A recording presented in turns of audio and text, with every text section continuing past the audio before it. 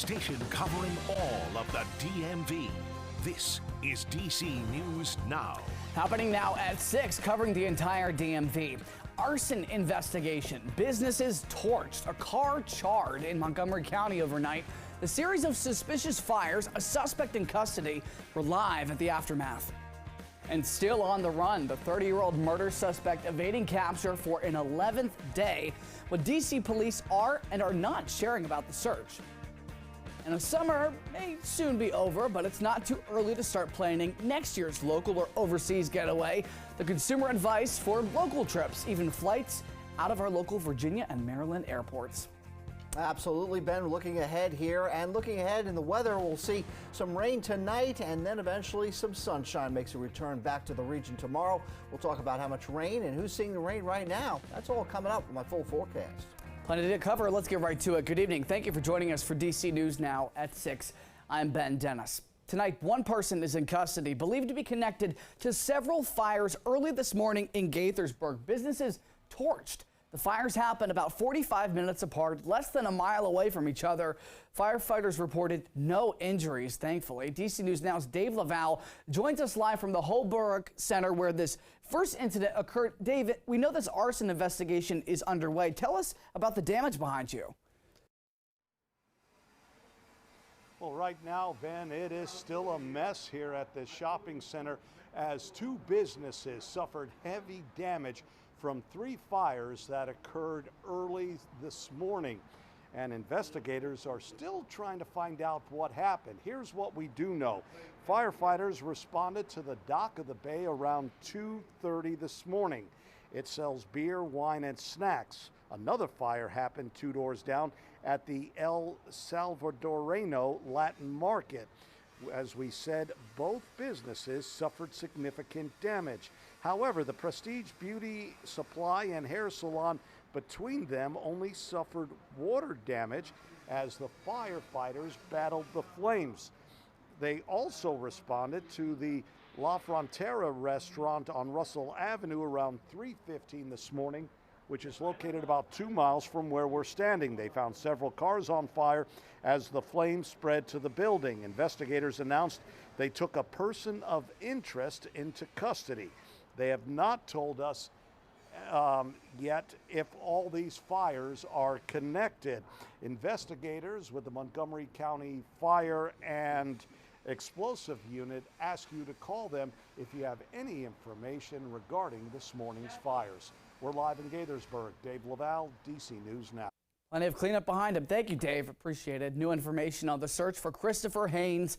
The manhunt now reaching day 11 after he escaped a DC hospital after a murder he suspected of committing back in August.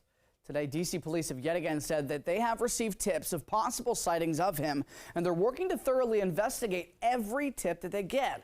Well, that's precisely what they said last Tuesday.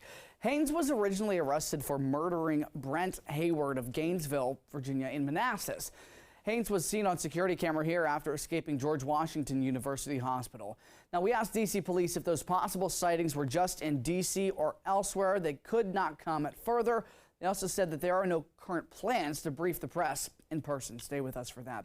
Over to meteorologist Scott Sumner standing by. Scott, today was a change from 3 days prior. Had some rain in the mix. Tell us about the radar. Yeah, I did talk about it last night when we got together here in the weather department, and I saw the models, saw that there was going to be some rain moving on in, and sure enough, hey, what's on our doorstep? Some rain showers, as well as a coastal flood advisory. This is for times of high tide due to a little higher than normal water levels here along Anne Arundel County over by the Annapolis area. Not due to the actual fact that rain is falling in that region, just would exasperate it just a little bit. We're talking about tidal water being a little higher than normal.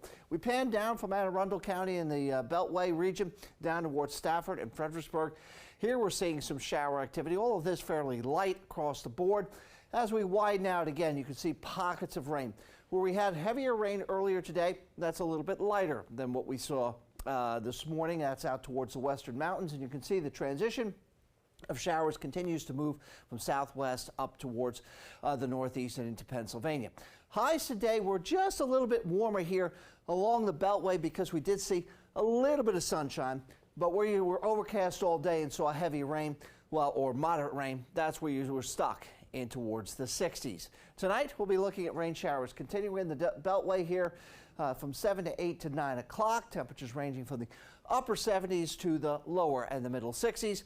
And as far as headlines are concerned, periods of rain overnight, some sun on Monday, more sunshine midweek, and wet weather, well, that's possible again next weekend. Stick around. I've got that 7-day forecast for you. Hopefully the sun will linger longer. Thank you, Scott. Developing right now in Virginia, Prince William County police say that they have made an arrest in a homicide that happened last night in Woodbridge. According to authorities, they responded to calls for a shooting on Gable Ridge Turn around 7:19. When they got there, they found 43-year-old Kareem Harris suffering from gunshot wounds. He was taken to a hospital where he died. The suspect, 25-year-old Malcolm Andre Montz, was found in that apartment complex, arrested without any further incident. Investigators found that Montz and Harris knew each other, and an argument escalated into that fatal shooting. Montz is now being held without bond. In D.C., police are investigating several shootings overnight into today. Just before 7 last night, calls to Pomeroy Road in Southeast. Another in Washington Circle Park. You could see some video there on your screen around 1 a.m. Then on U Street near 14th and 13th, 3 suspects there around 3:30 this morning. And this afternoon, at Ivory Walters Lane in Southeast near Benning Road around 3:30, and just before 4:30 p.m. today on Brentwood Road in Northeast near Rhode Island Avenue. No word on any possible injuries. Meantime, covering Metro is testing out new signs at stations, part of the new effort to make navigating the system a little bit easier. They're adding new letters and numbers instead of just colors. The Transit Authority says it's to benefit locals, out-of-towners, and riders who are colorblind. Sometimes I get out on like the stops and I'm like, I know which way to go, but then I'm like, all right, am I going out this way or am I going this way? Then if I get out the wrong exit, then I'm like 5 minutes down the street. I think anything that makes it more accessible is going to be good. The L'Enfant Plaza station will be the first to get the new signs in just a few days. More signs will be added this fall. And a heads up, if you drive through Alexandria starting tomorrow, the city's new speed cameras are going live. That means you won't just get a warning, you'll get a ticket. The cameras are placed around 4 different schools. The speed limit is 15 miles per hour when those signs are flashing. And Medicaid renewal is happening across the country, and officials with DC's Medicaid program are reminding city residents to check their mail for that renewal packet. Our Tosin Fakile talked to the Medicaid director and has more on the several ways you can review your policy and what group of people need to pay attention when they're renewing. The director of DC's Medicaid program says they saw about a 20% increase in people covered by DC Medicaid during the public health emergency from 2020 to now. And it is very important for this group of people and everyone with DC Medicaid to act now and renew so they stay covered. What Medicaid coverage is health insurance coverage. And that's why DC Medicaid officials are reminding the almost half of the district residents they say have DC Medicaid coverage to complete the renewal process. So it's really important if folks want to be able to continue with any kind of treatment they have, or if they have a doctor's appointment scheduled in the next few weeks, or even, if they're doing their annual physical and they have it set for next year. There's extra emphasis on the push for DC residents 65 and older who have Medicare and DC Medicaid. So folks may know that as the Q&B program. So it's just really important that for folks who are over 65 and they have Medicare, if they're not paying their premiums, it means there's a good chance Medicaid is paying their premium. And so they really do need to pay attention to that Medicaid renewal form. The director of the program says their renewed annual requirement to check for Medicaid eligibility back in April. She said as of September, almost a lot of people have already completed renewal, and some may have received notices of renewal or will be getting them between now and June 2024. It's really important that when you get that piece of mail, that envelope with the green marking from us, that you open it, you respond to it so that you have that Medicaid coverage. And even though the renewal paperwork comes in the mail, it doesn't mean it's the only way to complete the process. Officials say you can renew your DC Medicaid as well on the District Direct mobile app once you download it. We'll have more details about this on our website, dcnewsnow.com.